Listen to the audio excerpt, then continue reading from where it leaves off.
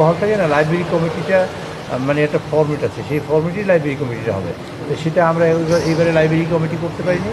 ইনশাল্লাহ এই সেশনের মধ্যে আমরা লাইব্রেরি কমিটি কিছু কিছু কমিটি আমরা করবো, যেগুলো এসেন্সিয়াল আমরা যেগুলো করবো। আর এই এই এই এই এই পার্লামেন্টের ধরুন পারফরমেন্স আছে, দলের ডিম্যান্ড আছে, পার্টির অবস্থান আছে, সব মিলিয়ে আমরা মূলত সংসদীয় কমিটিগুলো করবো ইনশাল্লাহ।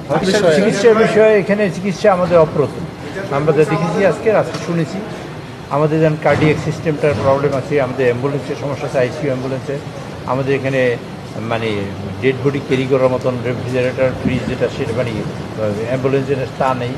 তারপর ওখানে কার্ডিয়াক সিস্টেমের মূলত অনেক কিছুই নেই। তারপর আমাদের কিছু রেডিওলজিস্ট, তারপর এবং একটা প্যাথোলজিস্ট, এরকম কিছু প্রবলেম আছে যেগুলো আগে ছিল। তারপর মধ্যখানে তো কেউ অ্যাটেনশন দেয়নি, সুতরাং অ্যাটেনশন দেওয়া হলে এখন এক্সট্রা ডিগুলো ইমপ্রুভ করবে, এটি আলোচনা হয়েছে। পরশু দিন 11টার সময় এখানে জানাজা হবে, আপনাদের দাওয়াত করি। আর আমরা তার রুহের মাগফিরাত করি, আল্লাহ তাআলা